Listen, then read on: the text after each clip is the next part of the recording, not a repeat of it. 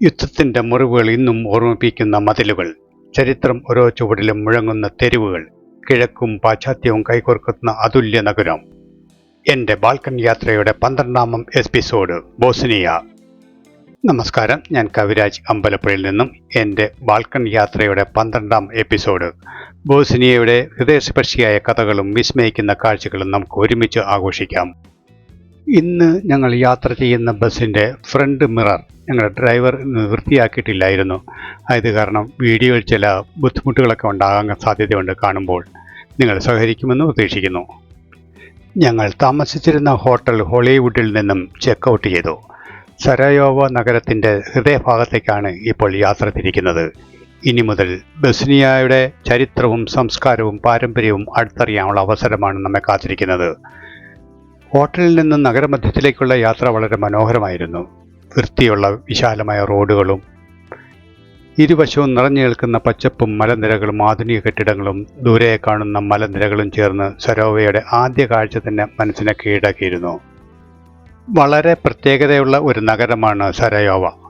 കിഴക്കും പാശ്ചാത്യവും കൈകോർക്കുന്ന നഗരം എന്നാണ് ഇതിനെ വിശേഷിപ്പിച്ചിരുന്നത്. ഒരേ നഗരത്തിൽ ഇസ്ലാമിക് സംസ്കാരവും യൂറോപ്യൻ വാസ്തുവിദ്യയും നൂറ്റാണ്ടുകളായി ഒത്തുചേർന്ന് ജീവിക്കുന്ന അപൂർവ കാഴ്ചയാണ് നമുക്കിവിടെ കാണാൻ സാധിക്കുന്നത്. ഇപ്പോൾ ഞങ്ങൾ എത്തിയിരിക്കുന്നത് സരായോവോ നഗരത്തിൻ്റെ ചരിത്രപ്രസിദ്ധമായ ഭാഗത്താണ്.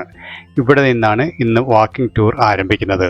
ഞങ്ങളോടൊപ്പം ഒരു ലോക്കൽ ഗൈഡുമുണ്ട്. ഈ നഗരത്തിൻ്റെ ഓരോ തെരുവിനും ഓരോ കെട്ടിടത്തിനും പിന്നാലെ കഥ അദ്ദേഹം നമ്മിലേക്ക് എത്തിച്ചു തരും.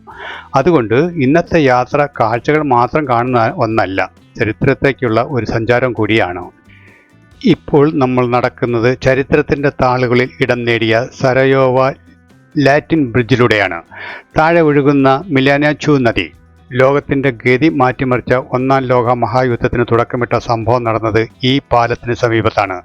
അതുകൊണ്ട് തന്നെയാണ് ഈ പാലം ഒരു സാധാരണ പാലമല്ല, ലോക ചരിത്രത്തിൻ്റെ നിശബ്ദ സാക്ഷിയായി ഇന്നും നിലകൊള്ളുന്നത്. ഇപ്പോൾ നമ്മൾ കാണുന്ന ഈ കൊട്ടം ചുവപ്പും മഞ്ഞയും കലർന്ന വരകളോട് കൂടിയ വാസ്തുവിദ്യ ഒരു നിമിഷം കണ്ടാൽ തന്നെ ഒരു വേറിട്ടതായി തോന്നും. ഇത് സരായോവോ സിറ്റി ഹാൾ, പ്രാദേശികമായി ബിജെക്കെ എന്നറിയപ്പെടുന്ന ചരിത്ര പ്രസിദ്ധമായ കെട്ടിടമാണ് ഇത്. 1896 നിർമ്മിക്കപ്പെട്ട ഈ കെട്ടിടം ഓസ്ട്രോ ഹംഗേറിയൻ ഭരണകാലത്ത് ഏറ്റവും മനോഹരമായ നിർമ്മിതികളിൽ ഒന്നാണ്. സരായോവോ നഗരത്തിൻ്റെ ചരിത്ര പ്രസിദ്ധമായ ഭാഗങ്ങളിലൂടെ നടന്നുകൊണ്ടിരുന്ന ഞങ്ങൾ ഇപ്പോൾ എത്തിച്ചേർന്നിരിക്കുന്നത് ഈ നഗരത്തിൻ്റെ ഹൃദയഭാഗമായ ബാർച്ചാഷിയിലേക്കാണ്. 15ാം നൂറ്റാണ്ടിൽ ഓട്ടോമൻ സാമ്രാജ്യത്തിൻ്റെ ഭരണകാലത്ത് രൂപം കൊണ്ട ഈ പഴയ ബസാർ ഇന്നും നൂറ്റാണ്ടുകൾ പഴക്കമുള്ള അതേ പാരമ്പര്യവും ചാരുതയും നിലനിർത്തിക്കൊണ്ടിരിക്കുന്നു. ബർഷാച്ചിയ എന്ന പേരിൻ്റെ അർത്ഥം തന്നെ പ്രധാന മാർക്കറ്റ് അല്ലെങ്കിൽ പ്രധാന ചന്ത എന്നാണ്. സരായോവോ നഗരത്തിൻ്റെ വ്യാപാര കേന്ദ്രമായിരുന്ന ഈ പ്രദേശം പഴയകാലത്ത് വ്യാപാരികളും കരകൗശല വിദഗ്ധരും ലോകത്തിൻ്റെ പല ഭാഗങ്ങളിൽ നിന്നുള്ള യാത്രികരും ഇവിടെ ഒത്തുചേർന്നിരുന്നു. ഇവിടെ വന്ന് നടക്കുമ്പോൾ സമയം 100 കണക്കിന് വർഷങ്ങൾ പിന്നിലേക്ക് സഞ്ചരിക്കുന്ന പോലെ നമുക്ക് തോന്നും. ഇടുങ്ങിയ കൽപ്പാകിയ തെരുവുകൾ, ചെമ്പ് പാത്രങ്ങൾ നിർമ്മിക്കുന്ന കരകൗശലശാലകൾ, പരമ്പരാഗത ആഭരണ കടകൾ, കൈകൊണ്ട് നിർമ്മിച്ച ഓർമ്മ സമ്മാനങ്ങൾ വിൽക്കുന്ന ചെറിയ ചെറിയ കടകൾ എല്ലാം ചേർന്ന് ഒരു അപൂർവ അനുഭവമാണ് ഈ ബസാർ നമുക്ക് സമ്മാനിക്കുന്നത്.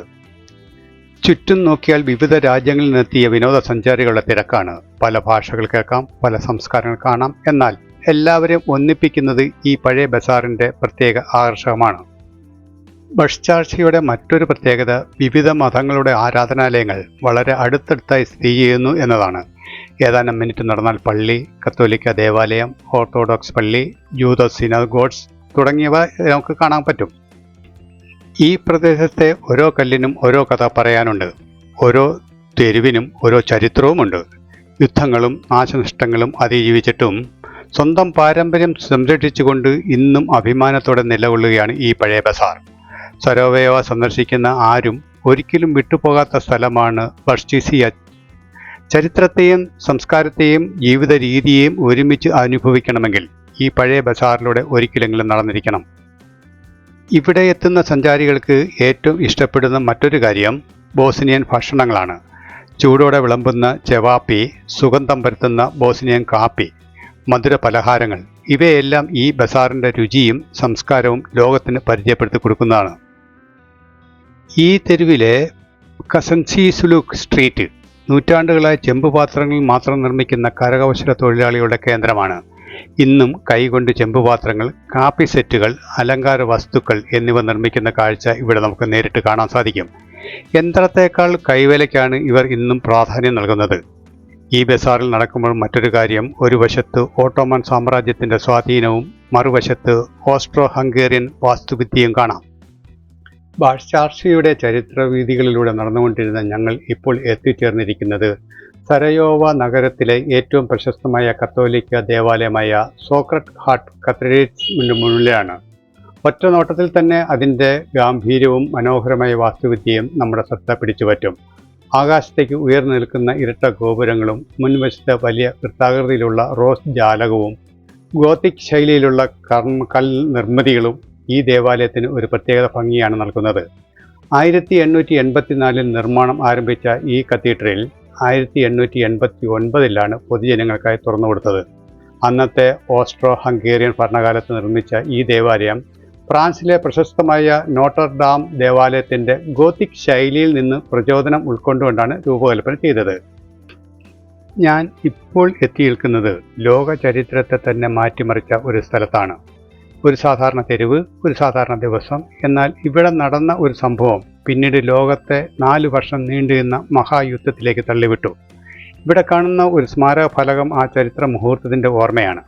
1914 ജൂൺ 28 ഓസ്ട്രോ ഹംഗേറിയൻ സാമ്രാജ്യത്തിൻ്റെ കിരീടാവകാശിയായ ആർച്ച് ഡ്യൂക്ക് ഫ്രാൻസ് ഫെർഡിനാൻഡോ ഭാര്യ സോഫിയയും ഒരുമിച്ച് സരോവയോവ സന്ദർശിക്കുന്നതിനിടെയാണ് ഈ സ്ഥലത്ത് വെച്ച് സെർബിയൻ ദേശീയവാദിയായ ഗാബ്രിലോ പ്രിൻസിപ്പ് വെടിവെച്ച് കൊലപ്പെടുത്തിയത്.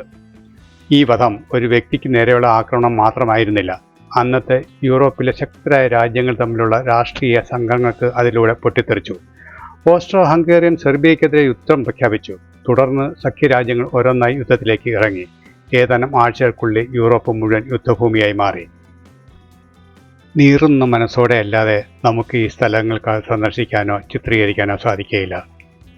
പ്രകൃതിയുടെ അതുല്യ സൗന്ദര്യവും ചരിത്രത്തിൻ്റെ തീരാവേദനകളും ഒരുപോലെ നെഞ്ചിലേറ്റി നിൽക്കുന്ന ഒരു നാട്. ഈ യാത്രയിൽ ഞാൻ കണ്ടത് പർവ്വതങ്ങളും നദികളും പുരാതന നഗരങ്ങളും മാത്രമായിരുന്നില്ല. മനുഷ്യൻ്റെ വെറുപ്പും യുദ്ധവും എത്ര വലിയ ദുരന്തങ്ങൾ സൃഷ്ടിക്കുമെന്ന് ഓർമ്മിപ്പിക്കുന്ന അനേകം സ്മാരകങ്ങളും ചരിത്രത്തിൻ്റെ മുറിവുകളും കൂടിയായിരുന്നു.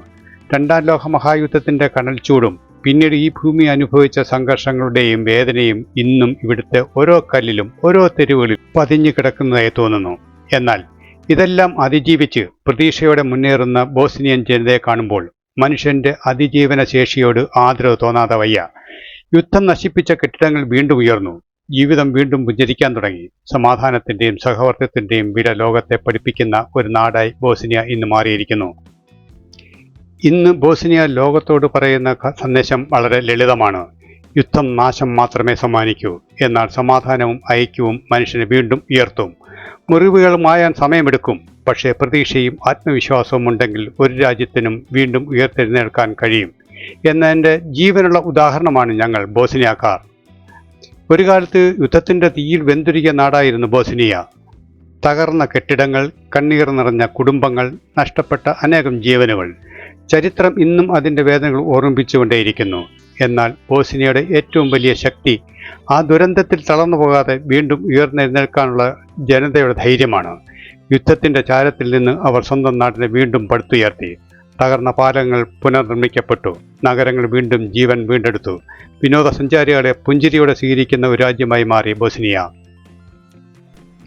ഇവിടുത്തെ ധീര ജനതയ്ക്കും അവരുടെ അതിജീവന മനോഭാവത്തിനും ഹൃദയം നിറഞ്ഞ ആദരവ് അർപ്പിച്ചുകൊണ്ട് ഞങ്ങൾ ബോസ്നിയയോട് യാത്ര പറയുകയാണ്. നന്ദി ബോസ്നിയ. ഹൃദയത്തിൽ ഒരിക്കലും മായാത്ത ഓർമ്മകൾ സമ്മാനിച്ചതിന്. നിങ്ങളുടെ ചരിത്രവും സംസ്കാരവും ആതിഥ്യ മര്യാദയും എന്നും ഞങ്ങളുടെ മനസ്സിൽ തിളങ്ങി നിൽക്കും. ഇനി ഞങ്ങളുടെ ബാൾക്കൻ യാത്രയുടെ അടുത്ത അധ്യായത്തിലേക്കാണോ? ബോസ്നിയയുടെ യാത്ര പറയാതിരിക്കാൻ നിർവാഹമില്ല. സെർബിയയുടെ അതിർത്തിയിലേക്ക് നീങ്ങിയാണ് ഞങ്ങൾ. പുതിയ രാജ്യം, പുതിയ കാഴ്ച, പുതിയ ചിത്രങ്ങളും ഞങ്ങളെ കാത്തിരിക്കുന്നു. ഇപ്പോൾ ഞങ്ങൾ ബോസ്നിയയുടെ എക്സിറ്റ് പോയിന്റിൽ എത്തിച്ചേർന്നിരിക്കുന്നു.